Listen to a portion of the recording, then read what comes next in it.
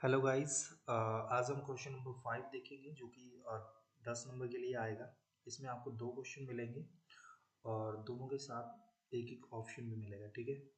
So first question पे चलते हैं हम। पर सबसे पहले आपने क्या करना है, इस चैनल को लाइक शेयर और सब्सक्राइब कर देना है।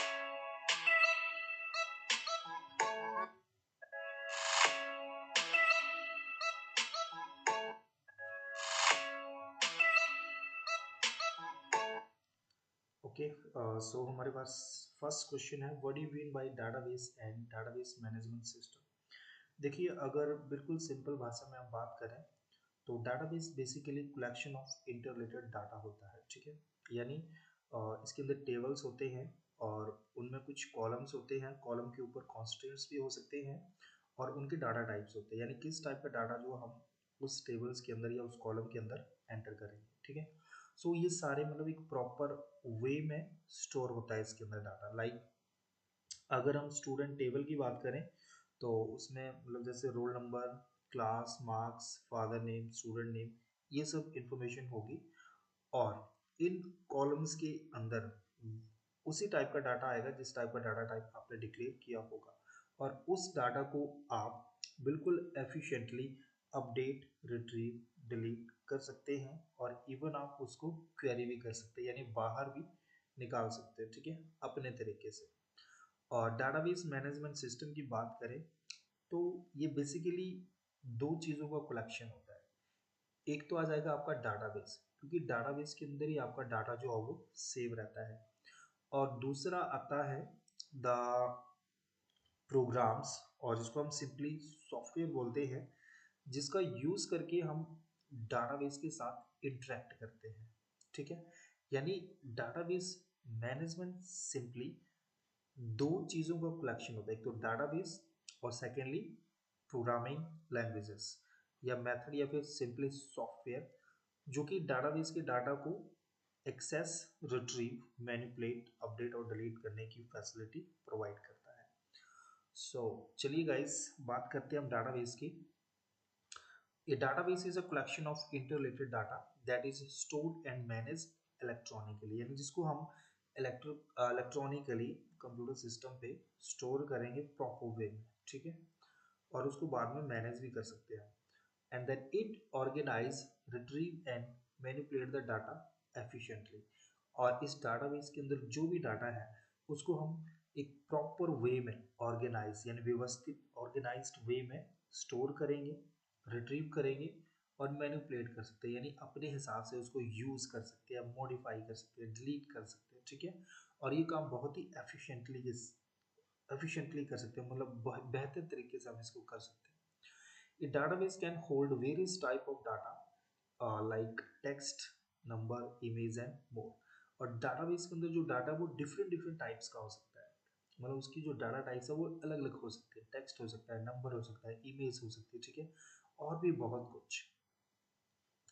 For example, a customer database in a retail business might store customers' name, address, purchase history, etc.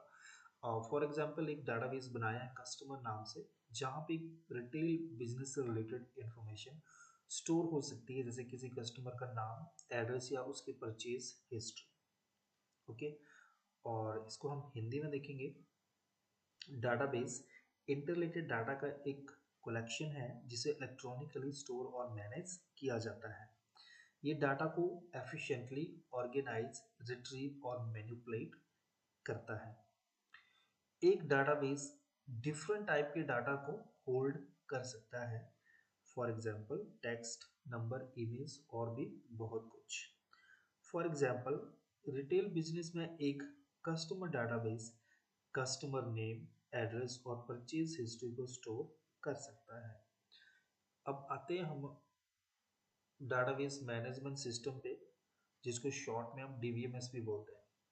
So DBMS is a software that manage the databases, या इसको हम इस तरह से भी बोल सकते हैं, DBMS is basically a collection of database and the programs by which we access or manage the database, and then it allows users and application to interact with the data in the database।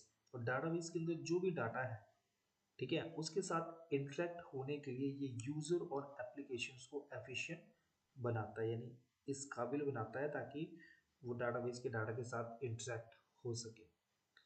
The DBMS manages data storage, retrieval, updating and deletion efficiently. और database के अंदर जो storage है और data को retrieve करना है, उसको अपडेट करना है या डिलीट करना है, इन सब कामों को ये काफ़ी एफिशिएंटली डील करता है। It ensure the data integrity and security while simplifying access and manipulation for users। और जो डिफरेंट डिफरेंट यूजर्स होते हैं, लाइक अगर कोई पर्सन डाटा सेंड कर रहा है किसी को, तो जिस तरह से डाटा उसने सेंड किया है दूसरी तरफ भी वो वैसे ही रिसीव होगा। ठीक है, ऐसा नहीं है कि उसने मतलब सेंडर हेलो हाय लिख रहा है और दूसरी तरफ सिर्फ हेलो पहुंच रहा है या उसकी जगह बाय पहुंच रहा है। ठीक है, ऐसा नहीं है, ये इंटीग्रिटी जो डाटा की मेंटेन रहती है।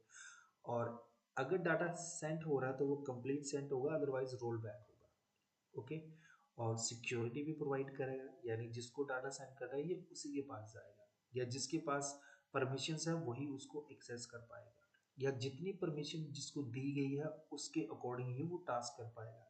लाइक कोई यूजर किसी फाइल को सिर्फ ओपन कर सकता है, उसको राइट नहीं कर सकता उसमें, ठीक है, या उसको डिलीट नहीं कर सकता, तो वो नहीं कर सकता। ठीक है, तो इस तरह की फैसिलिटी जो है वो DBMS प्रोवाइड करता है।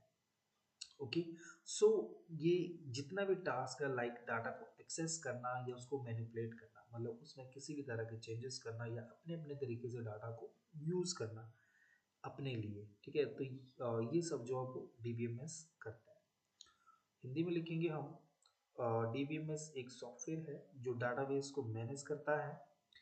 यह यूजर्स और एप्लीकेशन को डाटाबेस में डाटा के साथ इंटरेक्ट करना अलाउ करता है, यानी इस काबिल बनाता है या डाटाबेस के डाटा के साथ इंटरेक्ट करने की अनुमति जो है ये यूजर्स और एप्लीकेशंस को देता है।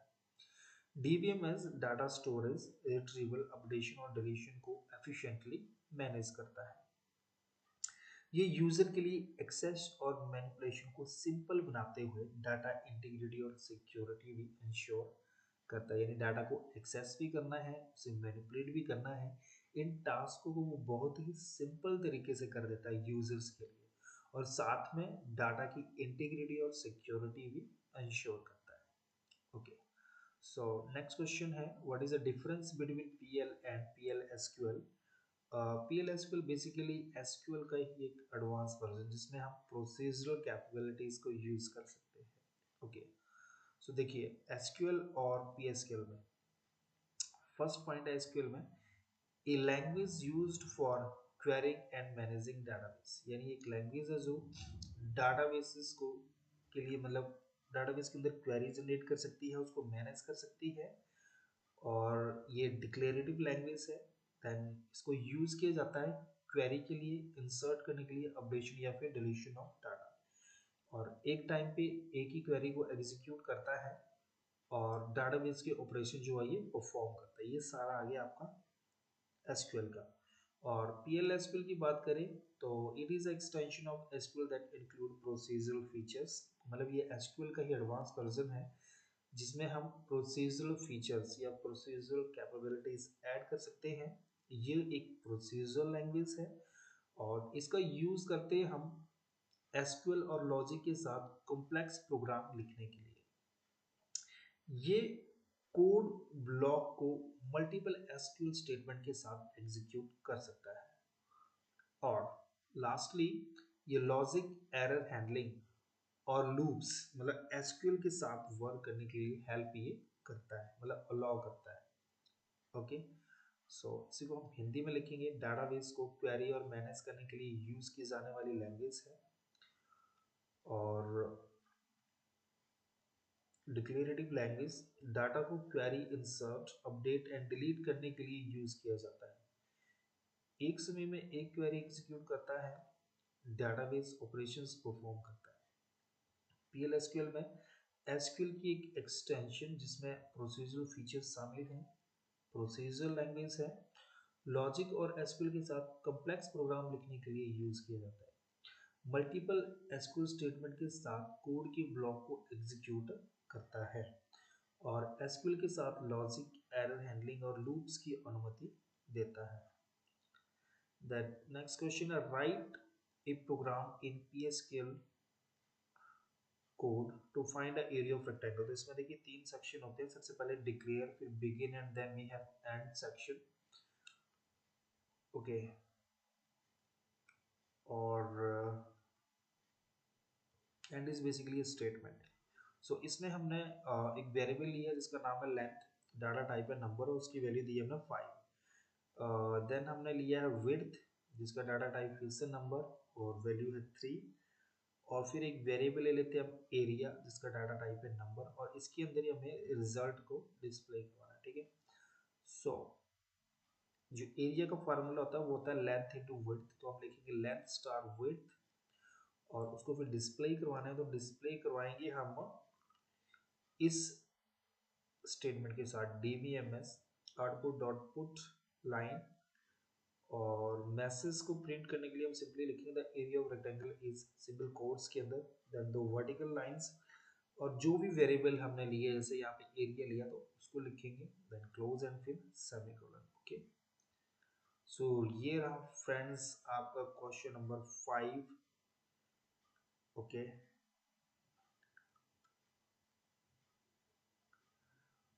और उसके बाद आता है हमारे पास difference between for and while loop in PHP. देखिए सबसे फर्स्ट पॉइंट है यहाँ पे, देखिए इनिशियलाइजेशन है, यानी आप सिंटैक्स ले सकते हो कि सिंटैक्स को इस तरह लिखते हैं फॉर के लिए initialization, condition and then increment, जिसके बीच में कोड आता है।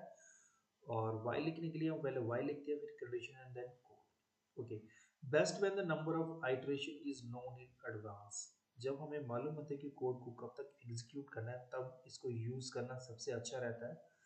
और best when the number of iteration is not known and depend on the condition।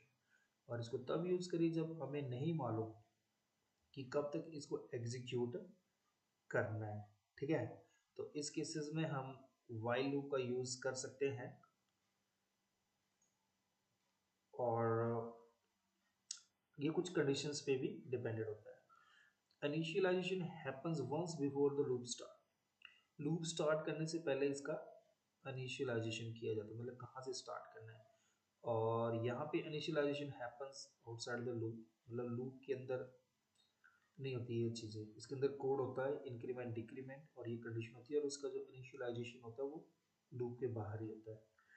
Then the loop run as long as the condition is true check at the beginning. और loop तब तक execute करती है जब तक run होती है और इसको स्टार्टिंग में चेक कर लिया जाता है। ठीक है, the condition is checked before each iteration. और यहाँ पे हर आइटरेशन के बाद कंडीशन को जो है वो चेक किया जाता है और इसमें ये स्टार्टिंग में चेक कर लिया जाता है कि कहाँ तक चलेगी। ठीक है, इधर ही।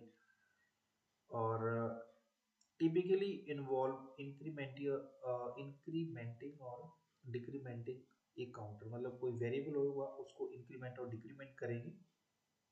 ओके, और यहाँ पे द काउंटर और condition needs to be updated inside the loop. और यहाँ पे जो काउंटर यानी प्लस माइनस जो भी करना है और कंडीशन कहाँ तक एग्जीक्यूट करनी है वो सारा लूप के अंदर हमें रखना पड़ता है। और ये इसका एग्जाम्पल है, जैसे ऊपर सिंटैक्स है, जैसे यहाँ पे लिखा है आई 0 देन 5 तक, मतलब 5 से कम आई प्लस प्लस इको, ये सिंपली 0 से लेकर 4 तक डिस्प्ले करेगा काउंटिंग। और यहाँ पे ये देखो इनिशियलाइजेशन पहले कर दी है इसकी, फिर ये कंडीशन है, देन आई और फिर बाद में ये इसका इंक्रीमेंट। ओके, और हिंदी में ये ऊपर वाली चीज़ें लास्ट वाली चीज़ें ऐसे आ जाएगी, सेकंड में लिखेंगे इसको। बेस्ट तब जब आइटरेशन की संख्या पहले से ही नोन हो या हमें मालूम हो। और ये बेस्ट तब तक आइटरेशन की संख्या नोन ना हो और किसी कंडीशन पर डिपेंडेंट हो। लूप स्टार्ट होने से पहले एक बार इनिशियलाइजेशन होता है और इनिशियलाइजेशन यहाँ पे लूप के बाहर होता है। लूप तब तक चलता है जब तक कंडीशन ट्रू है और बिगिनिंग में चेक किया जाता है इस चीज़ को। और यहाँ पे हर एक आइटरेशन से पहले कंडीशन चेक की जाती है। आमतौर पर इसमें इंक्रीमेंट और डिक्रीमेंट काउंटर शामिल होता है। यहाँ पे लूप के अंदर काउंटर और कंडीशन को अपडेट करने की आवश्यकता होती है। ठीक है, ये रखा हुआ यहाँ पे। और यहाँ पे सब कुछ पहले ही रखा होता है।